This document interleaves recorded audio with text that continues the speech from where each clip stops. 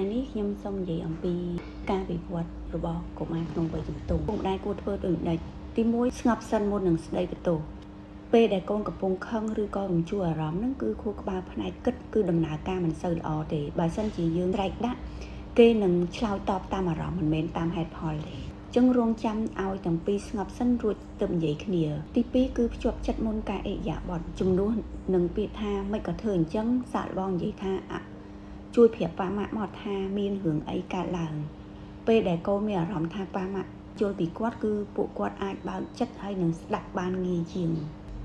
ទី3គឺដាក់ព្រំដែនដោយក្តីស្រឡាញ់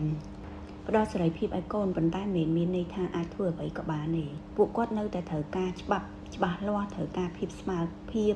ត្រូវការផលវិបាកដែលសមរម្យផ្ដល់សេរីភាពឲ្យកូនប៉ុន្តែមានព្រំដែននឹងធ្វើឲ្យកូនមានអារម្មណ៍ថាមានសុវត្ថិភាព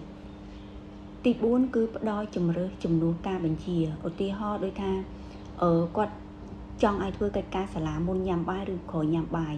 អញ្ចឹងផ្ដល់ជំរឿសឲ្យគាត់ហ៊ានទូខុសត្រូវខ្លួនឯងហើយគាត់ហ៊ានសម្រេចចិត្តខ្លួនឯង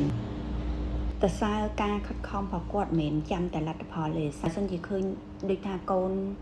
រៀនល្អជាងមុនដោយសារការខិតខំការរីកចម្រើននិងការទទួលខុសត្រូវរបស់គាត់អញ្ចឹងអាពាក្យលើកទឹកចិត្តហ្នឹងគឺវាអាចផ្លាស់ប្ដូរអាកប្បកិរិយាបានល្អជាងយើងស្ដីបន្ទោសញឹកញាប់ឲ្យកូនខ្ញុំគិតថាពុកម្ដាយទាំងអស់គ្នាសុទ្ធតែមានការលំបាកពេលដែលកូនស្ថិតនៅក្នុងវ័យជំទង់ប៉ុន្តែវ័យជំទង់វាមិនមែនជាពេលវេលាដែលត្រូវឈ្នះទេប៉ុន្តែវាគឺជាដំណាក់កាលមួយដែលត្រូវការយល់ហើយនឹងដឹកនាំកូនមិនត្រូវការពុកម្ដាយដែលល្អឥតខ្ចោះទេប៉ុន្តែគាត់ត្រូវការពុកម្ដាយដែលអត់ធ្មត់ដែលស្ដាប់